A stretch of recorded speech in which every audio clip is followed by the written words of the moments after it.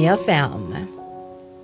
Kahit gusto pa ring maramdaman ang atensyon at pagmamahal niya, kung nawawala na ang respeto mo para sa sarili mo, mas magandang bumitaw ka na lang. Ako nga pala si Crystal, 33 years old. Aminadong isang avid listener ng Dear IFM. Siguro mayora sa dami na rin ang mga pinagdadaanan ko sa buhay, nakaka-relate ako sa mga kwento ninyo. Napapaiyak ako, nagagalit, natatawa, o di kaya na may kinikilig. Kaya nagdesisyon na rin akong ibahagi sa inyo ang sarili kong kwento. Tingin ko, marami ang makaka-relate sa akin. Marami ang matututo kapag napakinggan nila ang aking kwento. Pwede ba? Huwag kang pabigla-bigla. Pag-usapan natin na maayos to. Wala na tayong dapat pang pag-usapan, Fred. Ulit-ulit na lang eh. Kaya maghiwalay na tayo. Huwag mo naman akong paalisin dito. Bahay ko rin naman to eh. Tsaka huwag mong alisin yung karapatan kung makasama ko rin yung anak ko. Hindi ko inaalis yung karapatan mo kay Jamie. Pero hindi na tayo pwedeng magsama pa sa loob ng bahay na to. Crystal, hindi mo alam yung mga sinasabi mo. Pamilya tayo eh. Kung may problema, ayusin natin.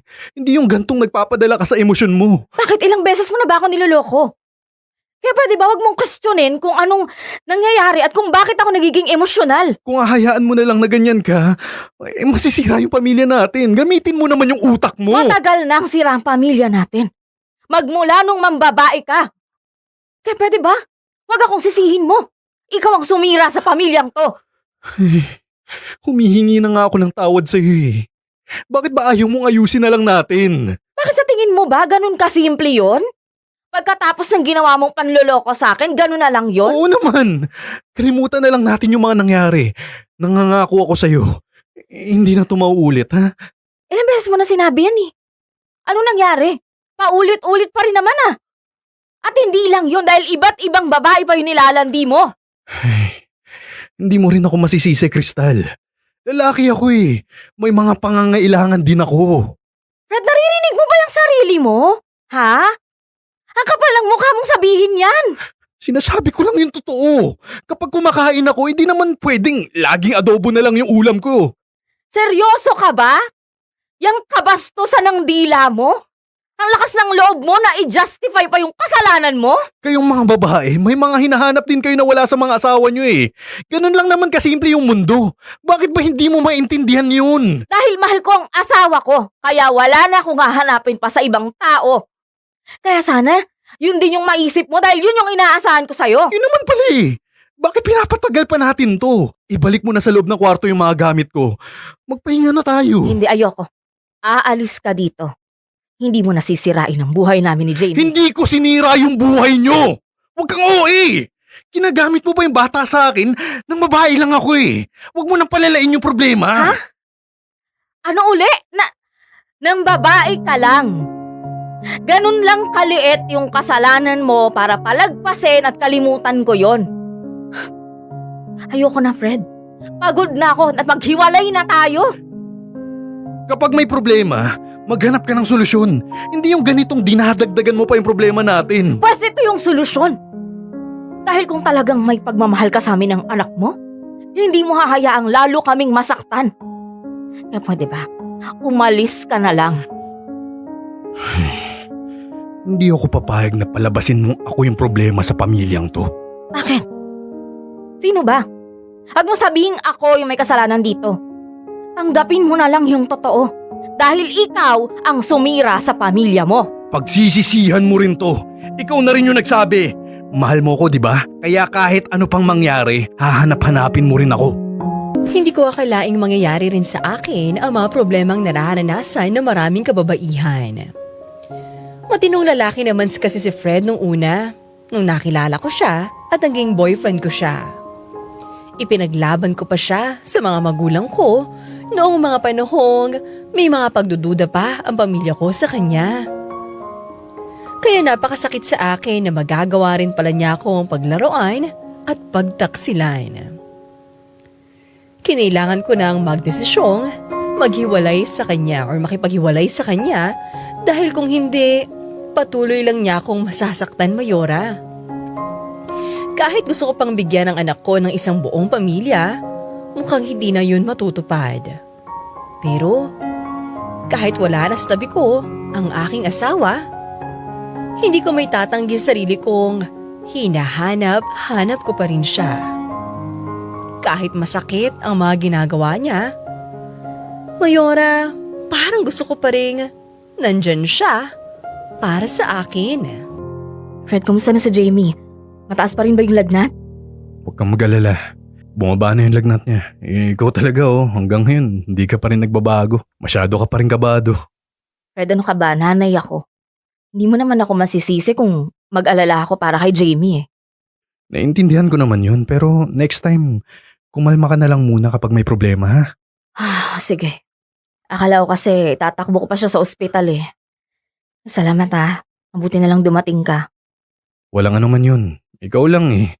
Kung hindi mo ako pinalis, di sana may nagpapakalma sa'yo. Fred, ano ka ba? Ilang beses naman na nating pinag-usapan yan eh. Biro lang. O ano, mauna na ako ha. Kailangan ko ng magtrabaho bukas maaga pa ako. Ha? Taka, alis ka na. Ayaw mo man lang bang magtagal dito?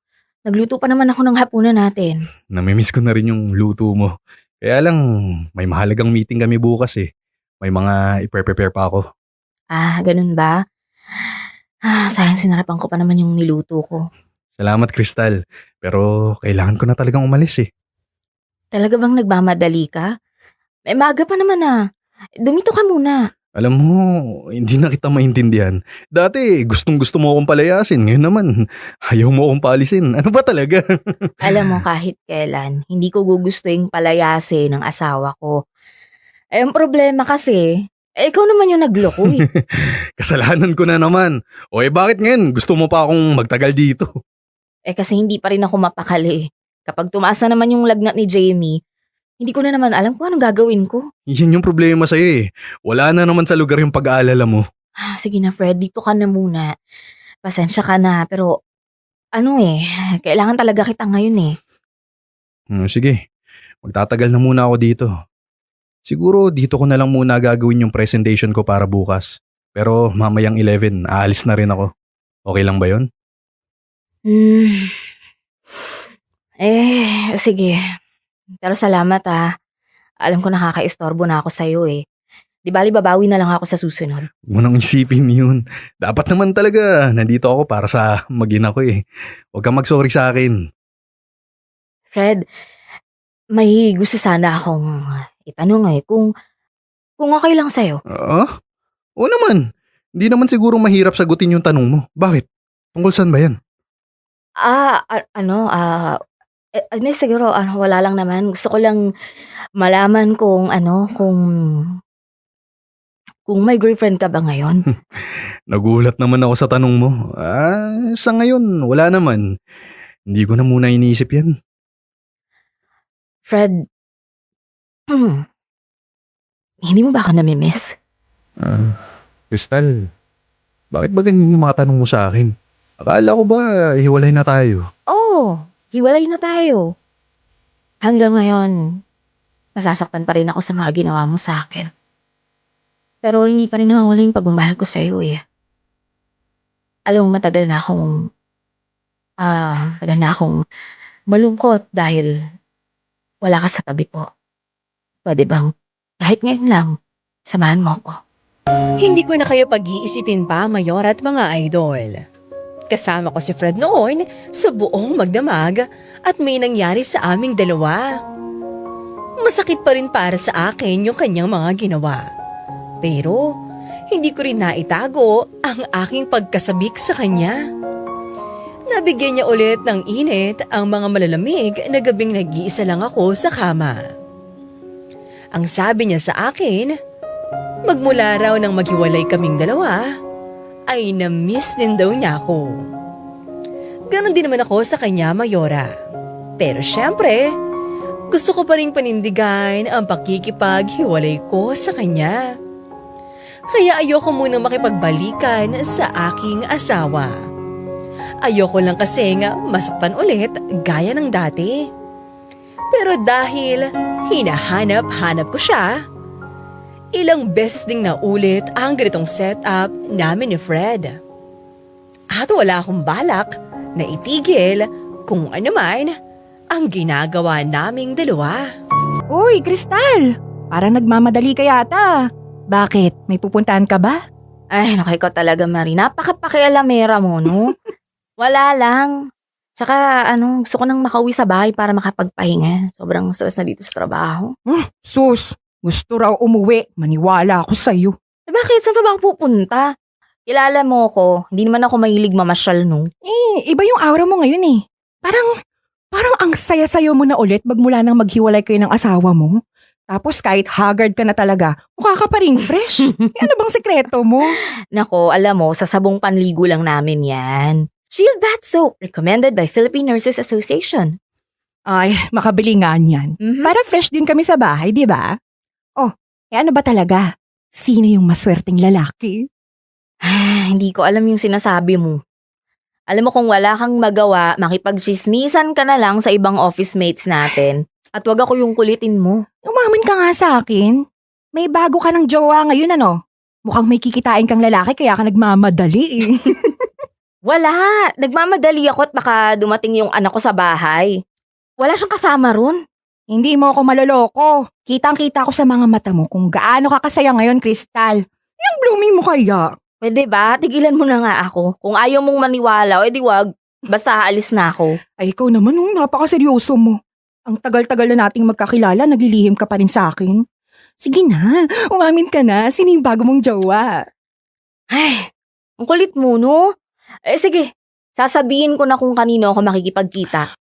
Sabi ko na nga, be. May bagong nagpapaligaya na sa puso mo eh. Oy, excited na ako makilala kung sino yan ah. Ano ka ba? Makikipagkita lang ako sa asawa ko, no? Asawa mo? Ang ibig mong sabihin, nagkabalikan na kayo ni Fred? Hindi kami nagkabalikan. Basta, mahirap ipaliwanag eh. Sa susunod na lang. Wag mong sabihin, kahit hiwalay na kayo, may nangyayari sa inyo. Parang gano'n na nga. Ay, ang akala ko pa naman. Kaya ka masaya dahil may bago kang lalaki na nakilala. Yun pala, babalik ka rin pala sa taong nanakit sa'yo. Alam ko na sa ngayon hindi mo pa ako maiintindihan. Hindi ko pa rin naman pinapalagpas yung mga ginawa niya sa akin eh. Pero namimiss ko na yung asawa ko, Marie. Kahit sa ganitong paraan lang, kahit papano, nakakasama ko pa rin siya. Ewan ko sa'yo, Kristal. Hindi ka na dapat pagsabihan kasi matanda ka na. Kung masaya ka dyan sa ginagawa mo, ano pa nga bang magagawa ko?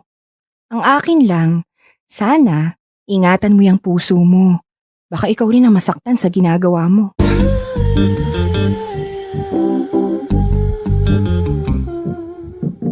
Oh yeah.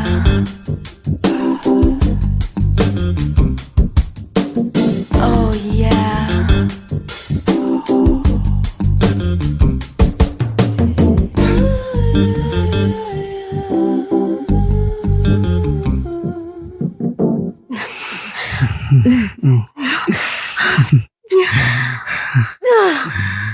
Grabe ka talaga, Marie.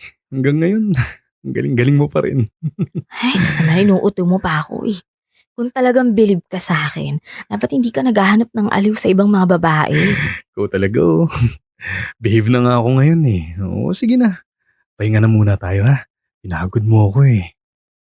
Sige, pero Fred, kailan ulit natin gagawin to? Okay ka pa ba sa setup na to? Oo naman. Sa akin walang problema. Pero medyo ayoko lang na ikaw yung nagyayaya sa akin eh. Mas maganda kung ako yung gumagawa niyan. Ako yung lalaki. Hintayin mo muna yung tawag ko. Tapos saka na lang tayo magkita. Wala naman akong problema kung yon ang gustong gawin ng aking asawa. Siguro nga, nakakalalaki kung ako yung laging nag-aaya sa kanya. Kailangan ko rin namang isipin yung kanyang pride. Pero bilang isang babaeng sabik na sabik sa mga yakap at halik niya sa akin, hindi ko yata mapipigilan na aking sarili. Kung kailan naman kasi nagkahiwalay na kaming dalawa, Saka ko pa naramdaman ang ganitong bagay. Alam kong mukhang hindi normal para sa ibang mga tao ang aming ginagawa, pero masisisi niyo ba ako kung hinahanap-hanap ko pa rin ang aking asawa? Maaaring hiwalay na kami ngayon at dapat nga siguro hindi na ako lumalapit pa sa kanya. Pero ito na lang yung paraan ko, Mayora, para kahit papano maramdaman ko pa rin ang pagmamahal niya sa akin. Para kahit papano ay magkalapit pa rin kaming dalawa. After all, asawa ko naman siya. Mayora Escamorena, nangako ako kay Fred na hahayaan kong siya ang tumawag sa akin at mag-aya kapag magkikita kami. Pero habang tumatagal, hindi na ako makapag-antay. Ang akala ko kasi, paaabutin lang niya ng 1 linggo bago niya ako ayain. Pero nakalipas na ang 2 buwan, wala man lang akong natatanggap na tawag mula sa kanya. Wala man lang siyang messages sa akin para sabihan ako kung ano ba ang nangyayari sa kanya. Kung ano-ano na ang gumugulo sa aking isipan. Hindi ko akalaing kahit hiwalay na kaming dalawa, ay mapapraning pa rin ako pagdating sa aking asawa. Asawa pa rin naman niya ako eh. At karapatan ko na alamin kung bakit ayawan lang niyang makipagkita at tawagan ako. Hello? Sino to? Ano ka ba? Si Crystal to. Wala ba yung number ko dyan sa phone mo? Ay boss, ano po bang problema? May issue pa rin po ba sa trabaho? Ang alam ko po, naayos ko na yan eh. Ha? Anong boss? Hoy, asawa mo to. Kahit kailan hindi natin naging tawagan yan, ha? Ganun po ba boss? Sorry, may nakaligtaan lang pala talaga ako. Huwag na po kayong magalit, aayusin ko po yung problema. Ano problema ba yung sinasabi mo? Tatanungin lang kita. Kailan ulit tayo? 2 buwan na yata tayo hindi nagkikita Pasensya na boss. Hindi na po mauulit. Huwag po kayong mag-alala, gagawin ko po ng paraan yan. Alam mo, Fred, naguguluhan ako sa'yo, ha? Kausapin mo ako na maayos. Babe, sandali lang ha, may kausap lang ako. Yung boss ko to eh, tungkol lang to sa trabaho. Babe? Sinong babe? May kasama ka ba dyan? Ano yun boss? Sorry, medyo choppy ka eh. Boss, Parang naging sabi kanina parang ang linaw-linaw naman ang usapan natin, ha? boss, maghanap lang ako ng magandang pwesto ah. Mahina yata yung signal dito eh. Sandali lang. Bilisan mo nga! Ang simple-simple lang ng tanong ko sa'yo, hindi mo masagot? Hello? Di ba yung sinabi ko sa'yo, ako yung tatawag sa'yo? Bakit ang tigas ng ulo mo? Sorry, ang tagal na kasi natin hindi nagkikita eh. Sige na, huwag ka na mag-alit. Hindi ka talaga marunong sumunod. Yun yung problema ko sa'yo eh. Pwede bang tapusin muna natin yung usapan tungkol dyan? Ano na, kailan tayo magkikita ulit? Ayoko na muna. Nabadtrip na ako sa'yo eh. Ang sabi ko sa'yo, hintayin mo yung tawag ko. Saka lang tayo magkikita. Ayokong maulit to ha. Kapag ginawa mo ulit to, hindi na ako makikipagkita sa'yo.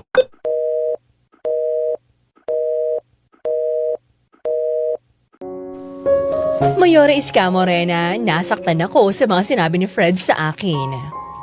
Bakit ganun? Ako ang asawa niya, pero ang dating, parang ako pa yung tinatago niyang bagong babae niya. Pakiramdam ko tuloy, parang ako yung kabit. Nanliliit ako. Pagtingin ko rin sa sarili ko, ay parang basura. Hindi ko maiwasang maawa sa kalagayan ko. Kahit lumayo na siya sa aming mag-ina, gusto ko lang namang maramdamang minamahal niya pa rin ako. Umasa pa naman ako magkakaroon na ng pagbabago sa kanya at nakikitaan ko na sana siya ng pag-asang magkakabalikan kami. Akala ko magiging buo ulit ang aming pamilya. Pero nagkamali pala ako, Mayora. Hindi pa rin pala nagbabago ang asawa ko. May bago na siyang kinakasama. At hindi pa rin pala ako ang mahalaga para sa kanya. Oh, bongga. Bakit hanggang ngayon nagtatrabaho ka pa? Uwian na natin ah. Hindi ka ba sasabay sa akin? Hindi na, mauna ka na. Marami pa akong ginagawa eh. Tsaka kailangan ko rin talaga mag-overtime. Pero Crystal, kanina pa kita napapansin na parang may mali sa'yo. Hindi ko na maipaliwanag kung ano yung problema mo eh. Wala akong problema. Okay lang ako. Huwag mo akong alalahanin. Sige na, umuwi ka na. Mamaya na ako uuwi. Hindi naman ako masyadong nagmamadali at wala rin naman akong kasama sa bahay mamaya. Oh, bakit? Nasaan yung pamilya mo? Di ba nga, sinama ng asawa ko yung mga anak namin sa probinsya nila. Hindi ako sumama kasi magkagalit kami. Talaga ba? Ba't parang hindi ko alam yan? Kanina pa namin pinagkakwentuhan yan eh. Hindi mo ba kami naririnig? Ikaw talaga. Ano ba kasing nangyayari sa'yo? Wala. Sorry. Marami lang kasi talagang iniisip eh. Pasensya na kung hindi ako nakakasabay sa kwentuhan nyo Sige, Crystal. Seryoso na talaga ako. Aminin mo nga sa akin yung totoo. Ano ba yung problema mo? Kilala kita eh. Kapag kakaiba yung kilos mo, may pinagdadaanan ka. Okay lang naman ako. Kaya ko naman eh.